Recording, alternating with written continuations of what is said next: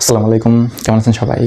চলে এসেছি আপনাদের মাঝে আরেকটি ভিডিও নিয়ে। এটি হচ্ছে আমাদের ব্যাচ থরের দ্বিতীয় চ্যাপ্টারের প্রথম ক্লাস, অর্থাৎ ব্যাচ হিসেবে ক্লাস সংখ্যা 4। এর আগে প্রথম অধ্যায়ের আরও 3টি ক্লাস আমি দিয়েছি এবং এটি হচ্ছে দ্বিতীয় অধ্যায়ের প্রথম ক্লাস।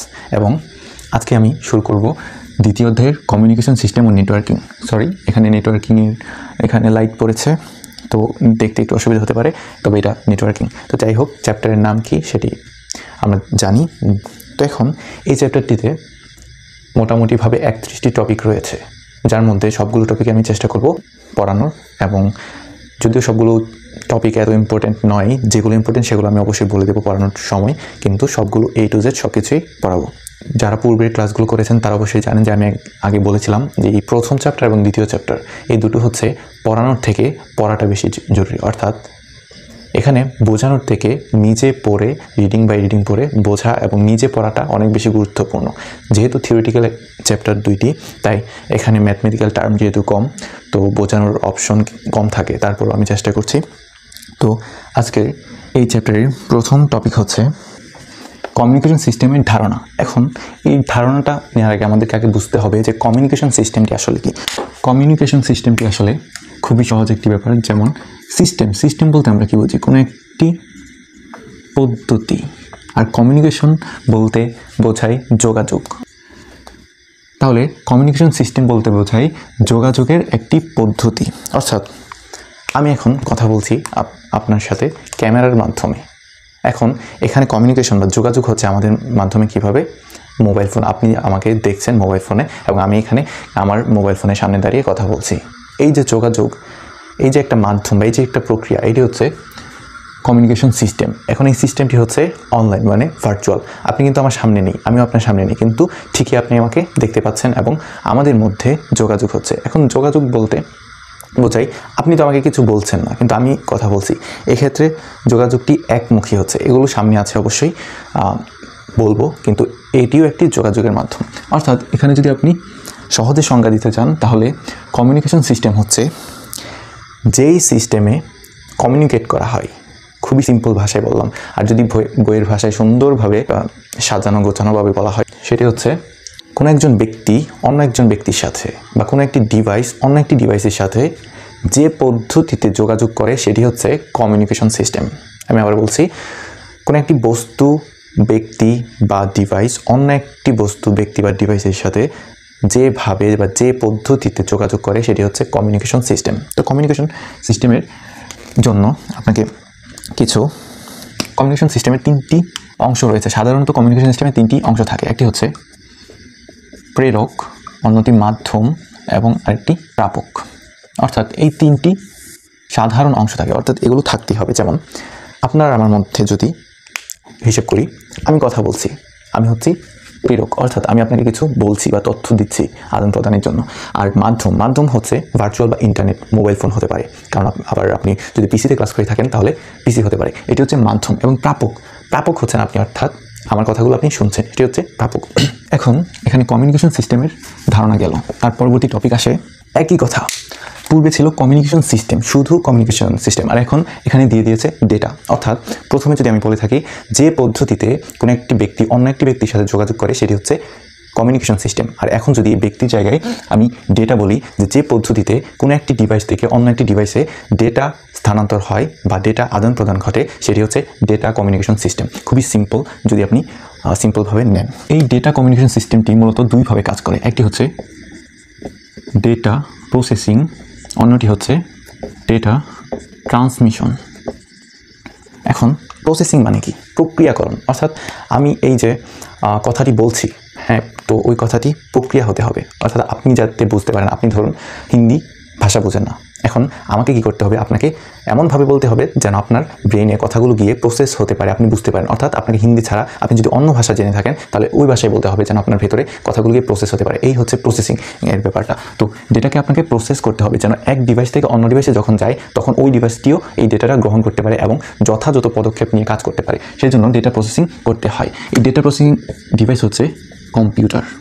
এটি এমসিকিউ আসতে পারে। কম্পিউটার হচ্ছে একটি ডেটা প্রসেসিং ডিভাইস। তারপরে ডেটা ট্রান্সমিশন। এখন ডেটা প্রসেসিংয়ের কাজ শেষ, অর্থাৎ আমি আপনাকে যে কথাগুলো বললাম আপনি কীভাবে বুঝবেন সেটা আমি জেনে গিয়েছি, প্রসেস করে ফেলেছি যে আপনি এভাবে বুঝবেন, তাই আমি বললাম। এখন আপনার কাছে তো কথাগুলো পৌঁছাতে হবে, তো এই পৌঁছানোর জন্য ট্রান্সমিশন, অর্থাৎ আপনাকে কোন মাধ্যমে দিলে আপনি কথাগুলো বুঝবেন বা কীভাবে দিলে আপনার কাছে এগুলো পৌঁছাবে, ট্রান্সফার হবে, মানে এক জায়গা থেকে অন্য জায়গায় যাবে।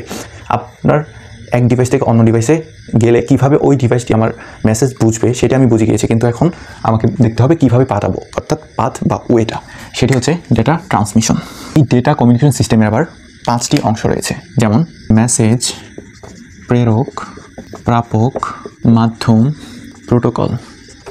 তো এখানে ডেটা কমিউনিকেশন সিস্টেমের এই 5টি অংশ রয়েছে, অর্থাৎ মেসেজ। আমি আপনার সাথে আমি যোগাযোগ করতে চেষ্টা করছি। এখন কি যোগাযোগ করব? কোনো একটা বিষয় তো অবশ্যই লাগবে যোগাযোগের জন্য, শুধু কোনো বিষয় ছাড়া, কোনো মেসেজ ছাড়া, অর্থাৎ আমি আপনাকে কী বলবো, কেন যোগাযোগ করব, এটি তো আমাকে বুঝতে হবে। সেটি হচ্ছে মেসেজ। এই মেসেজ ছাড়া তো যোগাযোগ হবে না, অর্থাৎ আমি আপনাকে যা দেবো সেটি হচ্ছে মেসেজ। তারপর হচ্ছে প্রেরক। মেসেজ আমি রেডি করে ফেলেছি, এখন যদি প্রেরক না হয়, অর্থাৎ আমি যদি নাই পাঠাই, তাহলে আপনি কীভাবে ওই মেসেজটি পাবেন তো না, একজন প্রেরক অবশ্যই লাগবে। পাঠালে আমি যদি পাঠাই তাহলে আপনি পাবেন। এটি হচ্ছে প্রেরক, যে পাঠায় বার্তা সে হচ্ছে প্রেরক। আর প্রাপক অবশ্যই, সেটি এখন আর বলার কোনো মানে নেই, আপনি বুঝে গিয়েছেন। প্রাপক আপনি। মাধ্যম, এইটিও একটু আগে বলেছি যে মাধ্যম দরকার। প্রোটোকল হচ্ছে সব কিছুর একটি নিয়ম থাকে।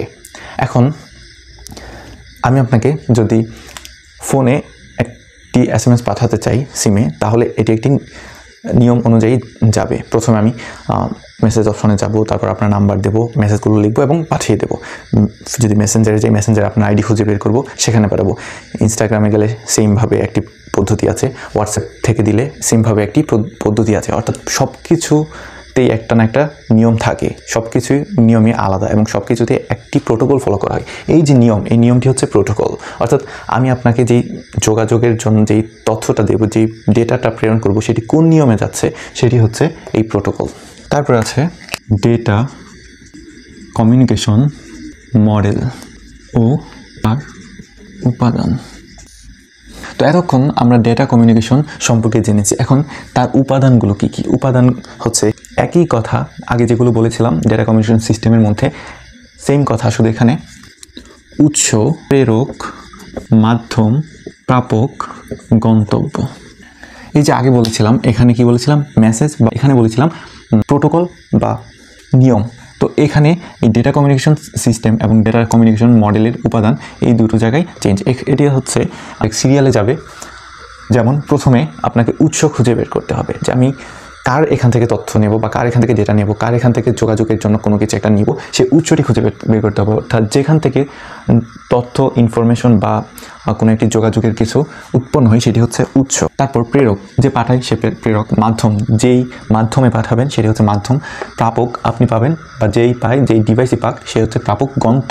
গন্তব্য হচ্ছে সর্বশেষ ডেটাটির স্থান কোথায় বা সর্বশেষ সে কোথায় যাবে, সেটি হচ্ছে গন্তব্য বা ডেস্টিনেশন। এখানে আরও একটি সুন্দর কনসেপ্ট আছে, মডুলেশন এবং ডিমডুলেশন। এই জিনিসটি আসলে কি? এখন ধরুন আপনি আর আমি কথা বলছি, এখন আমিও অ্যাডভান্স, আপনিও অ্যাডভান্স, ঠিক আছে, আমরা অনেক ভালো কথা জানি, কারণ আমরা দুজনেই মোটামুটি অনেক বয়স্ক। তো কি করতে হবে, আমাদের মধ্যে যোগাযোগের জন্য একই মাধ্যম তৈরি করা হয়েছে, যে মাধ্যম আবার আমাদের মতো এত অ্যাডভান্স না। এখন কি করতে হবে, আমি ওর মাধ্যমে যদি আপনাকে কোনো বার্তা দিই, তাহলে সেটিকে এমনভাবে দিতে হবে যেন প্রথমে সে এই খবরটি বহন করতে পারে এবং আপনার কাছে নিয়ে সেটি পৌঁছাতে পারে, কিন্তু সে জানবে না এক্স্যাক্ট খবরটি কী, অথচ আমি যা দিয়েছি আপনি তাই পেয়েছেন, এরকম হবে। অনেক পেঁচিয়ে ফেলেছি, আরও সহজে বলছি। ধরুন কম্পিউটার এবং মোবাইল, কম্পিউটার এবং একটি মোবাইলের মধ্যে তথ্য আদান প্রদান হবে, কিন্তু মাধ্যম হচ্ছে একটি তার। এখন তার হচ্ছে অ্যানালগ, আর মোবাইলও অ্যাডভান্স, কম্পিউটার অ্যাডভান্স। এখন আপনাকে যদি এই কম্পিউটার থেকে মোবাইলে বা মোবাইল থেকে কম্পিউটার কোনো একটি তথ্য প্রেরণ বা কোনো একটি ডেটা প্রেরণ করতে হয়, তাহলে কি করতে হবে, প্রথমে এই কম্পিউটার থেকে ডেটা, যেহেতু অ্যাডভান্স আছে মানে ডিজিটাল রূপে থাকে কম্পিউটারে ডেটা, তো ডিজিটাল রূপকে আপনাকে এই তারের মাধ্যমে পৌঁছানোর জন্য প্রথমে আপনাকে এটাকে অ্যানালগে পরিণত করতে হবে, এবং এই অ্যানালগে পরিণত করার পর যতটুকু তার থাকবে পুরোটি তার ওই অ্যানালগ তথ্য প্রেরণ করবে, এবং যখন মোবাইলে যাবে তখন আবার সে এই মোবাইল থেকে তার থেকে যখন মোবাইলে যাবে তার পূর্বে আবার অ্যানালগটি ডিজিটালে পরিণত হয়ে যাবে। তাহলে কি হচ্ছে, আপনি ডিজিটাল দিলেন, তার সেটাকে অ্যানালগে পরিণত করলো, আবার সে অ্যানালগ পরিবহন করার পর আবার যখন মোবাইলে পৌঁছালো তখন সেটি ডিজিটালে পরিণত করলো। এই যে কম্পিউটার ডিজিটাল দেওয়ার পর সেটিকে অ্যানালগ করা, সেটি হচ্ছে মডুলেশন। এবং আবার অ্যানালগ থেকে যখন মোবাইলে পৌঁছানোর আগে সেটাকে ডিজিটালে কনভার্ট করে, সেটি হচ্ছে ডিমডুলেশন। এই মডুলেশন এবং ডিমডুলেশন দুটো থেকে এসেছে মডেম। যারা কম্পিউটার ইউজ করেছেন তারা মডেম সম্পর্কে জানেন, যে যখন আপনি আপনার বাসায় কোনো ব্রডব্যান্ড লাইন থাকে না বা আপনার ফোন থেকে আপনি হটস্পট কানেক্ট দিয়ে কম্পিউটার চালান না, তখন আরেকটি যন্ত্র বা আরেকটি জিনিস আছে, গ্যাজেট আছে মডেম নামে, সেটি দিয়ে আপনি ইন্টারনেট ব্যবহার করুন। তারপর টপিক হচ্ছে ব্যান্ডউইথ। তো ব্যান্ডউইথ আসলে কি? ব্যান্ডউইথ ব্যাপারটি বলার আগে আমি একটি উদাহরণ দিই। ধরুন আপনাকে বলা হলো যে আপনি তুড়ি বাজান, 1 সেকেন্ডে কতগুলো তুড়ি বাজাতে পারেন? আমি বললাম যে আমি 2টি বাজাতে পারি। আপনি বললেন আপনি 3টি পারেন, অন্য একজন বলল 4টি পারে, অনেকেই বলবে 1টি পারে, অনেকে হচ্ছে দিতে দিতে সময় চলে যায়, 1 সেকেন্ড চলে যায়। তো এই যে আপনাকে একটি কাজ দেওয়া হলো এবং 1 সেকেন্ডে আপনি কতবার করতে পারছেন, এই যে হার, এটি হচ্ছে আপনার তুড়ি বাজানোর হার। এখন ব্যান্ডউইথ বলতে বোঝায় হচ্ছে যে 1 সেকেন্ডে কতটুকু ডেটা স্থানান্তরিত হয়। এই 1 সেকেন্ডে ডেটা প্রবাহের হার বা স্থানান্তরণের হারকে বলা হয় ব্যান্ডউইথ। এটিকে আরও সহজে যদি বলতে চাই, তাহলে আমরা যখন ইন্টারনেট ইউজ করি, স্পেশালি যখন ব্রডব্যান্ড ইউজ করি, তখন আমরা কি হিসাব করি যে কত কেবিপিএস বা কত এমবিপিএস আমাদেরকে ইন্টারনেট সেবা দেওয়া হচ্ছে, এটি হিসাব করি। এটি কেবিপিএস বলতে কি বোঝায়? পিতে পার, এস থেকে হচ্ছে সেকেন্ড, পার সেকেন্ড মানে প্রতি সেকেন্ডে। এই যে প্রতি সেকেন্ডে কত কিলোবিট বা কত কিলো বাইট, কেবি বলতে কিলোবিট বা কিলো বাইট বলছে, বি হলে বাইট আর ছোট বি হলে বিট, এটি সামনে আছে অবশ্যই দেখাবো। তো এই যে পার সেকেন্ড বা প্রতি সেকেন্ডে যতগুলো ডেটা স্থানান্তরিত হয় সেটি হচ্ছে এই ব্যান্ডউইথ, অর্থাৎ 1 সেকেন্ডে ডেটা প্রবাহের হারকে ব্যান্ডউইথ বলে। ব্যান্ডউইথ সাধারণত বিপিএস এককে প্রকাশ করা হয়, অর্থাৎ বিটস পার সেকেন্ড, অর্থাৎ প্রতি সেকেন্ডে কত বিট স্থানান্তরিত হচ্ছে। এখন বিট এবং বাইটের মধ্যে পার্থক্য আছে, সামনে দেখাবো। এখন এখানে কিছু ব্যান্ডউইথের মান দেওয়া আছে, প্রয়োজনীয় ব্যান্ডউইথ দেওয়া আপনাদের বই আছে, আমি এখন দিয়ে দিচ্ছি স্ক্রিনে। এখান থেকে কিছু পড়ে নেবেন। তার মধ্যে গুরুত্বপূর্ণ হচ্ছে streaming video, video conferencing HD, streaming movie, এগুলো সাধারণত মাঝে মধ্যে দেখা যায়, এমসিকিউতে চলে আসে, এছাড়া এখান থেকে আর তেমন কিছু নেই। তো এবার আসুন, বিটের পুনরূপ হচ্ছে বাইনারি ডিজিট, অর্থাৎ বাইনারি ডিজিট বলতে কি? বাইনারি ডিজিট 3য় চ্যাপ্টারে আছে, আপনারা জানেন 0 এবং 1, এই হচ্ছে বাইনারি ডিজিট। এগুলোকে বলা হয় বাইনারি ডিজিট বা সংক্ষেপে বিট। 1 বাইট সমান 8 বিট সমান 1 ক্যারেক্টার। 1 বাইট সমান 8 বিট বলতে কি বোঝায়? অর্থাৎ এখানে বাইট বড় নাকি বিট বড়? অবশ্যই বাইট বড়, কারণ 1 বাইট তখনই হবে যখন 8টি বিট আপনি দেবেন, তার মানে অবশ্যই এখানে বাইট বড়। এখানে যখন আমরা হিসেব করি যে কেবি, তখন এটাকে বলা হয় কিলো বাইট, আর যখন বলি কেবি স্মল লেটার, তখন সেটাকে বলা হয় কিলো বিট।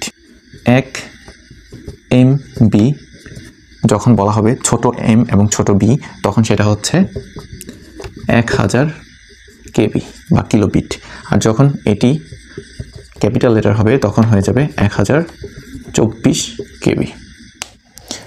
কিলোবিট, কিলোবাইট বা বিট, বাইট, এগুলোর পার্থক্য।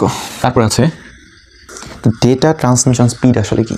এটি কোনো প্রশ্নই আসলে না। আপনাকে যদি কেউ প্রশ্ন করে যে তোমার দৌড়ের স্পিড কাকে বলে বা তোমার হাঁটার স্পিড কাকে বলে, এটা কোনো প্রশ্ন হলো? এটার যদি উত্তর আপনাকে জিজ্ঞেস করি যে সত্যি বলুন যে আপনার হাঁটার স্পিড কাকে বলে, এটা কিন্তু কোনো প্রশ্নই না। যদি বলতাম যে হাঁটার স্পিড কত, তাহলে সেটি একটি প্রশ্ন হতো, কিন্তু আমি বলেছি হাঁটার স্পিড কাকে বলে। এটি যদি উত্তর দিতে চাও তাহলে কীভাবে দেওয়া লাগবে যে আমি যেই স্পিডে হাঁটি সেটাকে বলা হয় আমার হাঁটার স্পিড, এটি কিন্তু উত্তর হওয়া উচিত। এখন এখানে বলা হয়েছে ডেটা ট্রান্সমিশন স্পিড কাকে বলে। তো ডেটা ট্রান্সমিশন স্পিড কাকে বলে? যে স্পিডে ডেটা ট্রান্সমিশন হয় সেটি হচ্ছে ডেটা ট্রান্সমিশন। অর্থাৎ যদি আমি একটু বাংলা সহকারে সুন্দরভাবে বলি, তাহলে কোনো একটি ডেটা যে গতিতে প্রবাহিত হয় সেটিকে বলা হয় ডেটা ট্রান্সমিশন স্পিড। তো এই ডেটা ট্রান্সমিশন স্পিড আবার 3 ভাগে ভাগ করা হয়েছে। খুবই স্বাভাবিক, 3 ভাগে ভাগ হওয়াই উচিত। কমন সেন্স যদি হিসাব করো, তোমাকে বলা হলো যে তুমি কিভাবে হাঁটো, তুমি কি উত্তর দিবে। হতে পারে তুমি অনেক জোরে হাঁটি, হতে পারে তুমি দিতে পারো যে খুব ধীরে হাঁটি, হতে পারে তুমি বলতে পারো যে মাঝারি স্পিডে হাঁটি। 3টি উত্তর কিন্তু হতে পারে। এখন একইভাবে এটিকে যদি লজিক্যালি চিন্তা করো, তাহলে এখানেও বলা হবে যে হয় অনেক স্পিডে, না হয় মোটামুটি স্পিডে, না হলে একদম স্লো। তো এই ডেটা ট্রান্সমিশন স্পিডকে 3 ভাগে ভাগ করা হয়েছে। একটি হচ্ছে ন্যারো ব্যান্ড, একটি হচ্ছে ভয়েস ব্যান্ড, অন্যটি হচ্ছে ব্রড ব্যান্ড।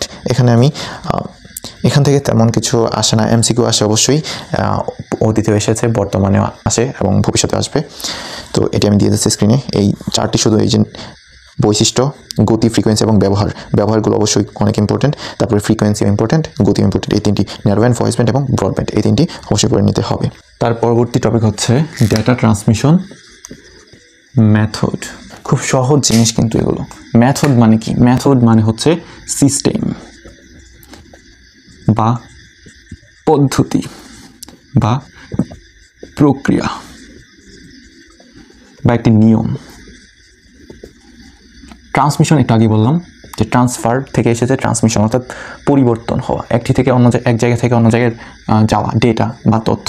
এখন ডেটা ট্রান্সমিশন মেথড বলতে তাহলে কী বোঝাচ্ছে? খুবই সহজ, এখন ভেঙে দিয়েছি, এখন আপনারা নিজেরাই পাবেন যে ডেটা যে প্রক্রিয়ায় বা যে পদ্ধতি অনুসরণ করে ট্রান্সফার হয় বা এক জায়গা থেকে অন্য জায়গায় যায়, সেটি হচ্ছে ডেটা ট্রান্সমিশন মেথড। বই আবার এখানে অ্যাড করা হয়েছে বিট বিন্যাসের মাধ্যমে, অর্থাৎ একটি ডিভাইস থেকে অন্য একটি ডিভাইসে বিট বিন্যাসের মাধ্যমে ডেটা স্থানান্তরের প্রক্রিয়া হচ্ছে ডেটা ট্রান্সমিশন মেথড। এখন বিট বিন্যাস বলা হয়েছে কারণ আমরা কথা বললে আমাদের শব্দগুলো স্থানান্তরিত হয়, অর্থাৎ আমি আর আপনি যখন কথা বলবো তখন আমাদের মধ্যে শব্দ স্থানান্তরিত হবে। আর যখন কম্পিউটার বা ডিভাইস যোগাযোগের চেষ্টা করবে তখন অবশ্যই তাদের মধ্যে বিট বিন্যাসের মাধ্যমে যোগাযোগ হবে। বিট বিন্যাস মানে কি? অর্থাৎ কম্পিউটার 0 এবং 1 ছাড়া আর কোনো কিছু বোঝে না, এগুলো হচ্ছে বিট।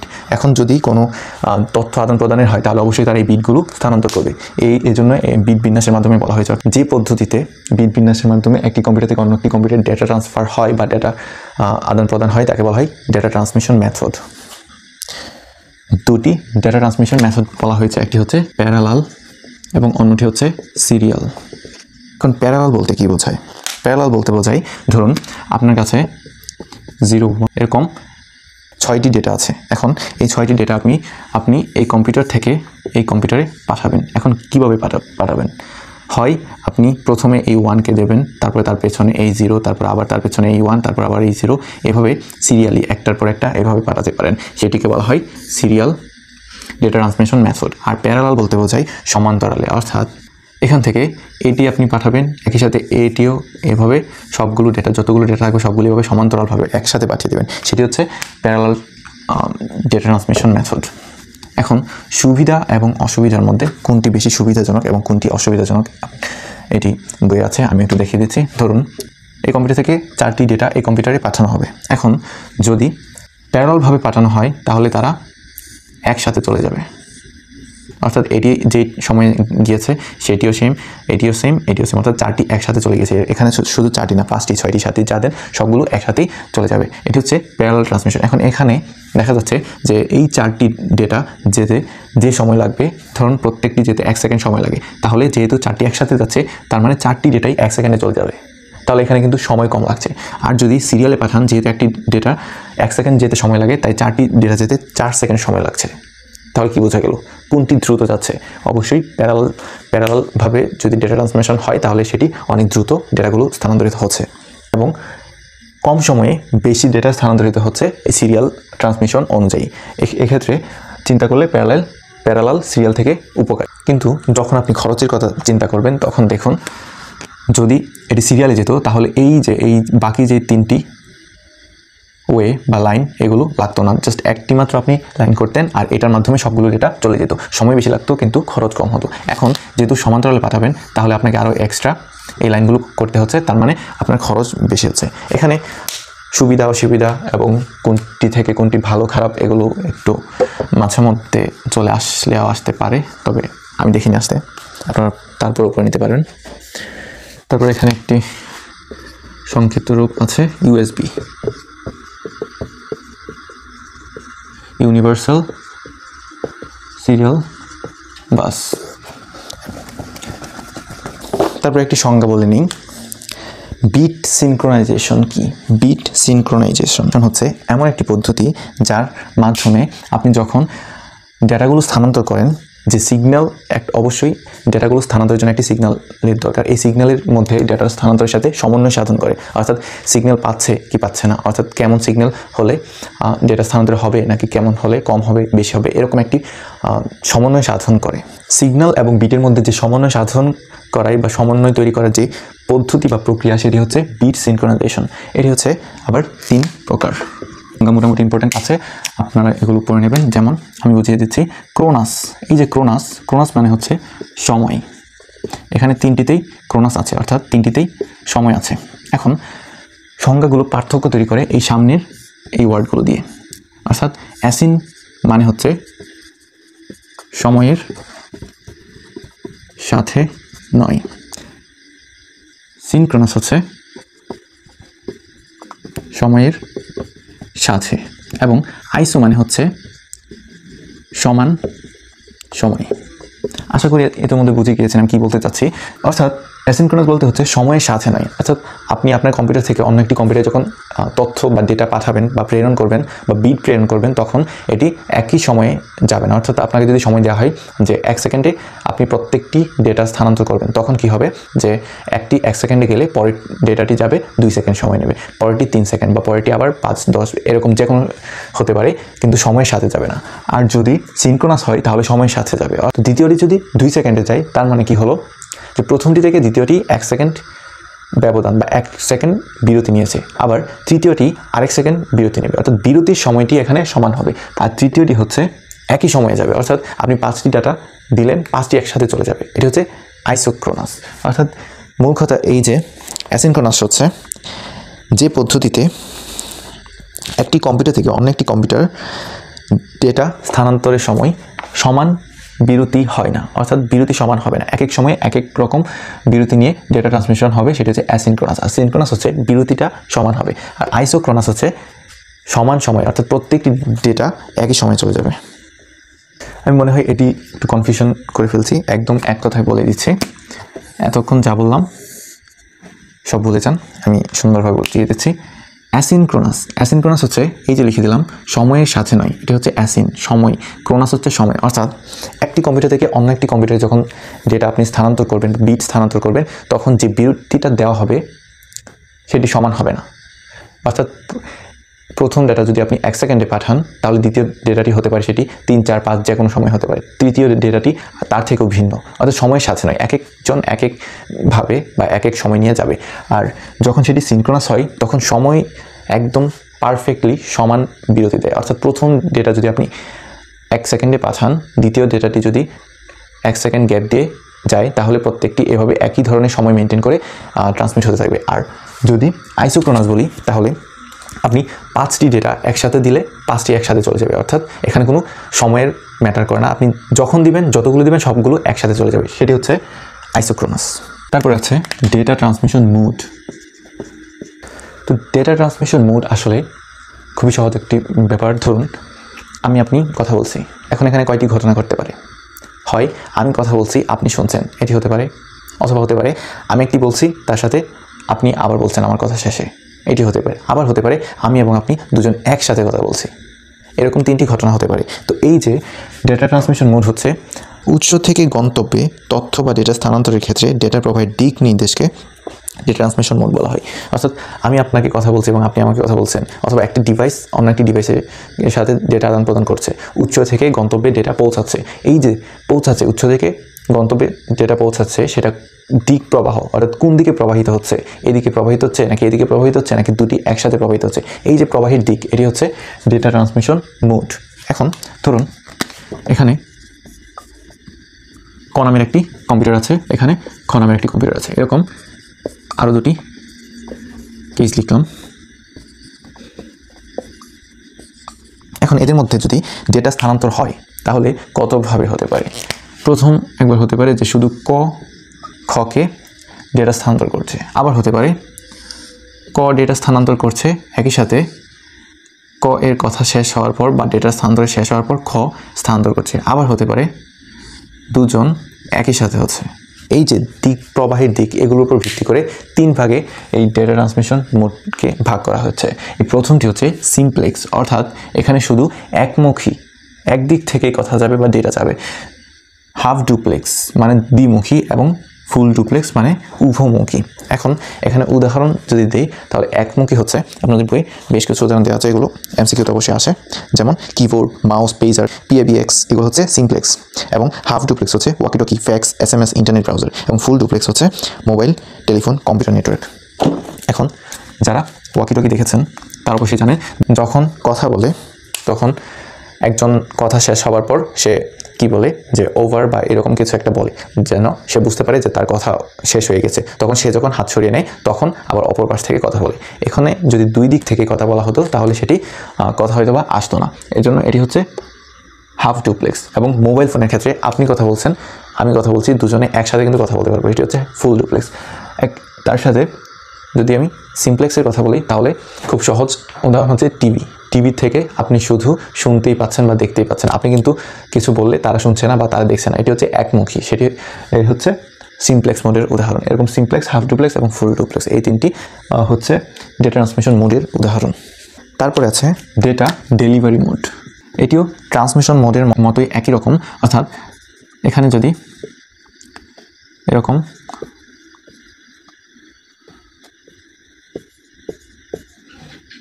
থাকে, ধরুন এখানে প্রথম কম্পিউটার আছে এবং এখানে 3টি আরও কম্পিউটার আছে, এদের সাথে যোগাযোগ করবে, তো কি করতে পারে, এখানে কতগুলো ঘটনা ঘটতে পারে। প্রথম হতে পারে যে এই কম্পিউটার শুধু খকে তথ্য দিচ্ছে, এরকম হতে পারে। দ্বিতীয় ঘটনা হতে পারে যে কোনো 2টিকে দিচ্ছে, এবং আরেকটি হতে পারে সবগুলোকে দিচ্ছে।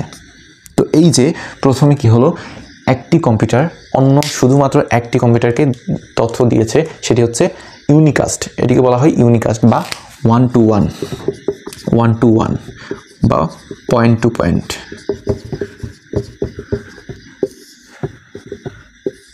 আর যখন সেটি একাধিক হয়ে গেছে তখন সেটাকে বলা হয় মাল্টিকাস্ট বা 1-to-n। আর যখন সেটি সবগুলোকে দেওয়া হয়েছে তখন সেটাকে বলা হয় 1-to-all বা ব্রডকাস্ট। এখন ডেটা ডেলিভারি মোড যদি আমি 1 মিনিটে বলি তাহলে এটা এরকম হবে যে, ধরুন আমার সামনে আপনার 5 জন মানুষ আছেন এবং আমি একা আছি, কথা বলছি। এখন আমার কথা বলার ক্ষেত্রে আমি যে তাকাবো সেটি কিভাবে, কত ধরনের হতে পারে আপনাদের 5 জনের মধ্যে যে কোনো একজনের দিকে আমি তাকিয়ে বারবার কথা বলছি। যখন সেটি হবে তখন একে বলা হয় ইউনিকাস্ট ডেলিভারি মোড, অর্থাৎ একজনের দিকে বা একপাক্ষিক 1-to-1 বা পয়েন্ট-টু-পয়েন্ট 1-to-1। আর যখন সেটি একাধিক হবে, সবাই না, আপনার যদি 5 জন থাকেন তাহলে হতে পারে সেটি 1-এর বেশি এবং 5-এর কম, অর্থাৎ 2, 3, 4 সব কিছুই হতে পারে। তখন সেটি হবে মাল্টিকাস্ট, অর্থাৎ অনেকগুলো। আর যখন সেটি সবার সাথে হবে, অর্থাৎ 5 জন আছেন, 5 জনের সাথে আমি কথা বলছি, 5 জনের দিকে তাকিয়ে আছি, তখন সেটি হচ্ছে ব্রডকাস্ট, অর্থাৎ 1-to-all। তারপরে আছে মাধ্যম বা মিডিয়াম। এখন মাধ্যম বা মিডিয়াম, এখানে 2টি মাধ্যম আছে, একটি হচ্ছে তারবাহী, একটি হচ্ছে তারবিহীন। তারবাহী হচ্ছে যে মাধ্যমে তথ্য বা ডেটা তারের মাধ্যমে প্রবাহিত হয়, সেটি হচ্ছে তারবাহী মাধ্যম, এবং তার ছাড়া যেটি হয় সেটি হচ্ছে তারবিহীন বা ওয়্যারলেস। এখন এগুলো তেমন কিছু ইম্পর্টেন্ট না, যেমন কিছু এমসিকিউ আসতে পারে, আমি এগুলো বলে দিচ্ছি। তারবাহী যখন আসে তখন সেখানে প্রথমে চলে আসে টুইস্টেড পেয়ার কেবল। এখন এখান থেকে টুইস্টেড পেয়ার কেবল থেকে 2টো এমসিকিউ আসতে পারে যে টুইস্টেড পেয়ার কেবল হচ্ছে 2 প্রকার, একটি আবরণহীন এবং একটি আবরণযুক্ত। আবরণহীন হচ্ছে ইউটিপি বা আনশিল্ডেড টুইস্টেড পেয়ার, এবং আবরণযুক্ত টুইস্টেড পেয়ার হচ্ছে শিল্ডেড টুইস্টেড পেয়ার বা এসটিপি। এছাড়া এখান থেকে আর তেমন কিছু আসে না। তারপর আরেকটি এমসিকিউ আসতে পারে যে টুইস্টেড পেয়ার কেবল এর ব্যবহার থেকে, যেমন বলা হলো ইথারনেট বা লোকাল এরিয়া নেটওয়ার্কে কি ব্যবহৃত হয়। ইথারনেট বলতে কি বোঝায়, যার পিসি ইউজ করেছেন তারা দেখবেন যখন পিসিতে ওয়াইফাই কানেক্ট দিতে হয় তখন এই যে নেটওয়ার্কের সাইনটা আছে বা ছবিটা আছে কম্পিউটারের ডান পাশে একদম নিচের দিকে, সেখানে ইথারনেট নামের একটি অপশন লেখা আসে বা লেখা উঠে আসে। ইথারনেট হচ্ছে এই নেটওয়ার্কের একটি নাম, যা টুইস্টেড পেয়ার কেবল যুক্ত, এর মাধ্যমে লোকাল এরিয়া নেটওয়ার্ক তৈরি করা হয়। তারপরে এখানে কোএক্সিয়াল কেবলের ক্ষেত্রে আরেকটি এমসিকিউ আসতে পারে যে থিকনেট এবং থিননেট নিয়ে। থিননেট মানে কি? থিননেটকে বলা হয় 10^2 এবং থিকনেটকে বলা হয় 10^5। এগুলো এমসিকিউ আসতে পারে। ফাইবার অপটিক কেবল, এটি সবাই জানেন যে ফাইবার অপটিক কেবল কি। ওয়াইফাইয়ের যে তারগুলো আছে কাঁচের ভেতরে কাঁচ থাকে, এগুলো হচ্ছে ফাইবার অপটিক কেবল বলা হয়। তো ফাইবার অপটিক কেবল কাকে বলে? যখন এই সংজ্ঞাটি আসবে তখন আপনারা খুব সহজে লিখতে পারবেন যে যেই কেবলের মাধ্যমে বা যেই তারের মাধ্যমে আলোর গতিতে ডেটা স্থানান্তর হতে পারে তাকে বলা হয় ফাইবার অপটিক কেবল। এখন এটি না জানলেও চলবে, তারপর আমি বলে দিচ্ছি যে ফাইবার অপটিক কেবলের ভেতর দিয়ে কিভাবে ডেটা স্থানান্তরিত হয়। ধরুন এটি হচ্ছে আপনার ফাইবার অপটিক কেবল।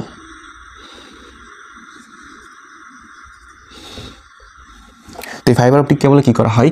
আলোর মাধ্যমে অর্থাৎ আলোর গতিতে ডেটা 45 ডিগ্রি কোণ বা 45 ডিগ্রি কোণে এভাবে আড়াআড়িভাবে প্রেরণ করা হয়। নিচ থেকেও একইভাবে এরকম আড়াআড়িভাবে প্রেরণ করা হয়। যখন এই তথ্য বা ডেটা এভাবে আলোর মতো করে আলোর গতিতে 45 ডিগ্রি কোণে প্রেরণ করা হয়, তখন এই দিক থেকে প্রেরণ করা ডেটা এখানে ভেতরে যেহেতু কাঁচ আছে তাই 45 ডিগ্রি কোণে এখানে ধাক্কা খাওয়ার পর আবার 45 ডিগ্রি কোণে এখানে চলে আসে।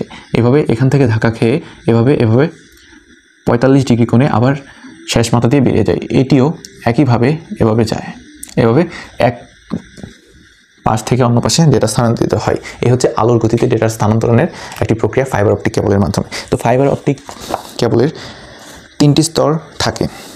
একটি হচ্ছে জ্যাকেট, সর্বশেষ বা সব থেকে উপর থেকে দেখলে সব থেকে প্রথম স্তর হচ্ছে জ্যাকেট। জ্যাকেট কি? বাহিরের স্তর। আমরা জ্যাকেট কোথায় পরি? অবশ্যই বাইরে পরি শরীরে। তো এই জ্যাকেট হচ্ছে বাহিরের স্তর, যা কালো মোটা আস্তরণ দেওয়া থাকে যে প্লাস্টিকটা, সেটাকে বলা হয় জ্যাকেট।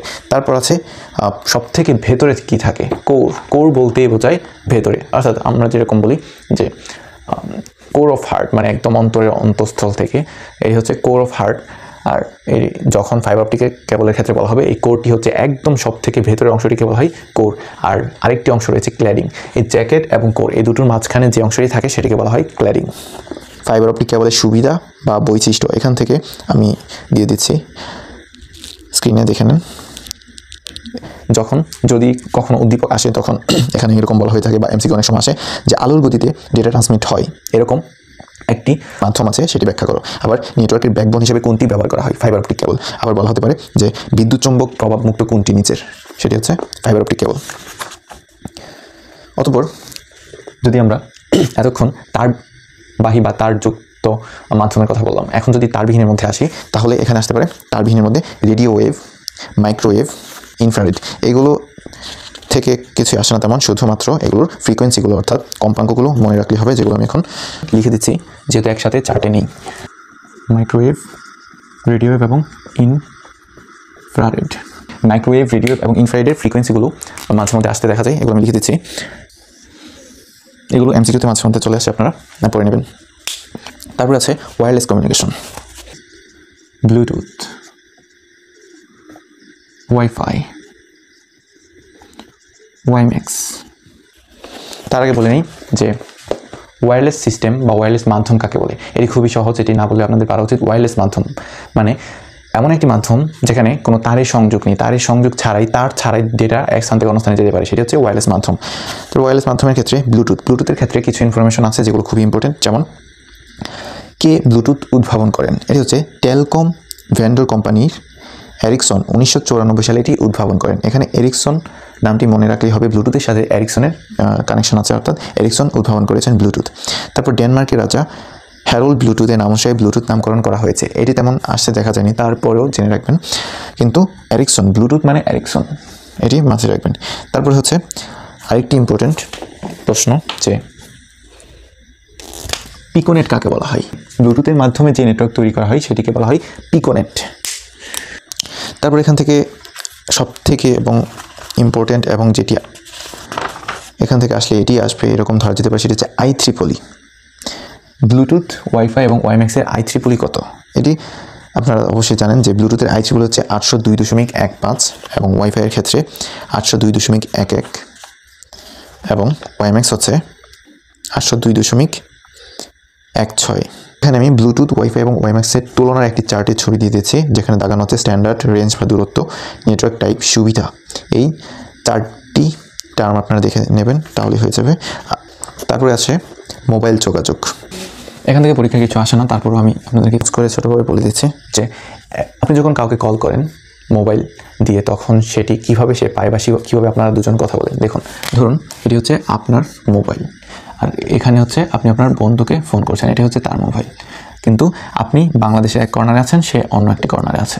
এখন তার সাথে আপনি কীভাবে কথা বলবেন? প্রথমে আপনি যখন কল দেবেন, আপনার পার্শ্ববর্তী যে সিমের টাওয়ার আছে, আমরা যেটাকে চিনি টাওয়ার বলে, সেখানে যাবে। সেখান থেকে সিগন্যালে তার পাশের দিতে যাবে। এভাবে ক্রমান্বয়ে যেতে যেতে যেতে যেতে একবার তার ফোনে গিয়ে পৌঁছাবে সিগন্যাল, এবং এভাবে আপনি কথা বলতে পারবেন। কিন্তু এই জন্য যেহেতু আমাদের দেশের যেই টাওয়ারগুলো রয়েছে বা সিম কোম্পানিগুলো রয়েছে, তারা শুধুমাত্র দেশের জন্যই কাজ করে বা দেশের কাভারেজ এরিয়াগুলোতে আছে। এই জন্য আপনি এই সিম দিয়ে আপনি চাইলেই অন্য দেশে বিদেশে কোনো এক জায়গায় ফোন দিতে পারবেন। যদি ফোন দেন তাহলে সেটি হচ্ছে স্যাটেলাইটের মাধ্যমে, অর্থাৎ এটি হচ্ছে আপনি পৃথিবী, এখানে হচ্ছেন আপনি, এখানে আপনি ফোন করতে চাচ্ছেন। তো এখন কি হবে, যদি একই দেশের ভেতরে হতো তাহলে টাওয়ার এভাবে কানেকশন পেতে পেতে চলে যেত। কিন্তু যখন আপনি অন্য দেশে যান, তখন আর কাভারেজের যে এরিয়ার ভিতরে থাকে না। তখন কি হয়, পৃথিবীর বাইরে এখানে যে স্যাটেলাইটগুলো ঘুরছে, আপনি ফোন দিলে এই স্যাটেলাইটে যায় এবং স্যাটেলাইট থেকে কানেকশন ওই দেশের যায়, এবং এভাবে আপনি কথা বলতে পারেন। এগুলো আসলে অনেক বিস্তর, অনেক বড় একটি ব্যাপার। আমি শুধুমাত্র আপনাকে জানানোর জন্য বললাম ছোট করে, এগুলো আসবে না শুধু। তারপরে আছে মোবাইল ফোনের সুবিধা, এটি বলার তেমন কিছু নেই, অবশ্যই জানেন। তারপরে আছে GSM, global system for mobile communication. এখানে শুধুমাত্র এই পুনরূপটি জানা থাকলেই হয় যে GSM এর পুনরূপ কী। তারপরে হচ্ছে CDMA হচ্ছে কোড ডিভিশন মাল্টিপল অ্যাক্সেস। এটির অবশ্যই পুনরূপ তো জানবেনই। তার সাথে আরেকটি সুন্দর প্রশ্ন হচ্ছে যে গ্রিন ফোন কাকে বলা হবে, কোন প্রযুক্তি ফোনকে গ্রিন ফোন বলা হয়? CDMA যুক্ত ফোনকে বলা হয় গ্রিন ফোন। তারপরে আছে বিভিন্ন প্রজন্মের মোবাইল ফোন। আমি এখন স্ক্রিনে দিয়ে দিচ্ছি যে এখানে FDMA, TDMA, CDMA এবং GSM এগুলোর পুনরূপ অবশ্যই জানবেন, এবং তার সাথে প্রথম প্রজন্মের ফোনের উদাহরণ AMPS, total access communication system, TSCS এগুলো পুনরূপ জানবেন, এবং প্রথম প্রজন্মের কোনটি, দ্বিতীয় প্রজন্মের কোনটি, তৃতীয় প্রজন্মের কোনটি, চতুর্থ আছে, পঞ্চম আছে। অর্থাৎ আপনাকে বলা হলো যে সর্বপ্রথম মোবাইল ব্যাংকিং কোন প্রজন্মে প্রথম ভিডিও কল এসেছিল, তখন সেটি আপনাকে বলতে হবে তৃতীয় প্রজন্ম। তারপরে বলা হলো যে ভিডিও কনফারেন্সিং শুরু হয় কোন প্রজন্মে, চতুর্থ প্রজন্মে। এগুলো এভাবে আসতে পারে।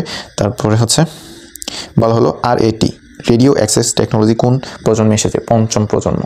এভাবে MCQ আসতে পারে। এছাড়া এখান থেকে আসার মতো আর কিছু নেই। এই ছিল আজকের ক্লাস।